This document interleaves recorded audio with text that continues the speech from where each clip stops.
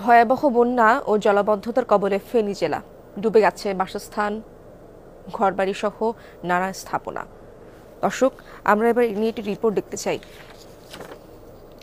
লক্ষাধিক বাসিন্দাকে উদ্ধারে একাধিক বোট নিয়ে কাজ করেছে বাংলাদেশ সেনা ও নৌবাহিনীর ডুবুরি দল। আশ্রয় কেন্দ্রে নেওয়া হয়েছে শতাধিক মানুষ। স্মরণকালে এমন বন্যায় ভাসেনি ফেনীবাসী। ছাগলনাইয়া উপজেলার এই গ্রামে পানিবন্দী অন্তত কয়েক শত পরিবার। ডুবে গেছে বাসস্থান, তলিয়ে গেছে ফসলি জমি।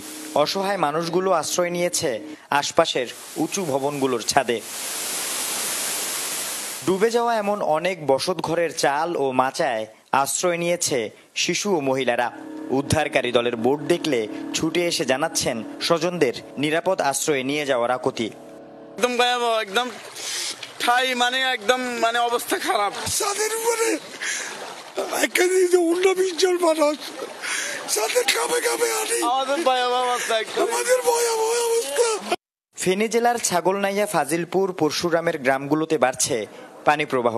আটকে পড়া লক্ষাধিক বাসিন্দাদের উদ্ধারে একাধিক বোট নিয়ে কাজ করে বাংলাদেশ সেনা ও নৌবাহিনীর ডুবুরি দল।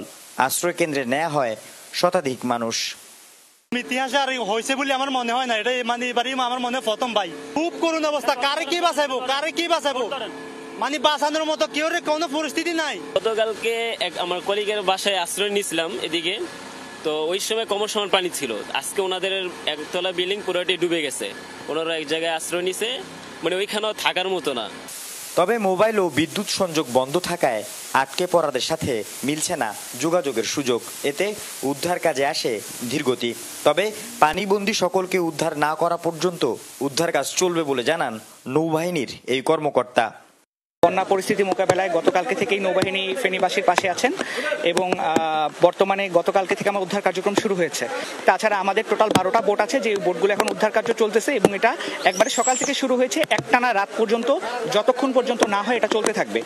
ঘরবাড়ি ও ফসলি জমির মতো পানিবন্দী ফেনীর একমাত্র 250 শয্যা বিশিষ্ট হাসপাতাল সহ গুরুত্বপূর্ণ সব সরকারি প্রতিষ্ঠান।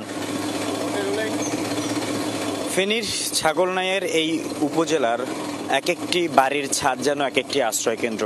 আশপাশের যে টিন শেডের ঘরের মানুষগুলো ছিল, তারা এখন শুধুই খুঁজছে একটু মাথা গোজার জায়গা এবং নিরাপদ একটি আশ্রয়।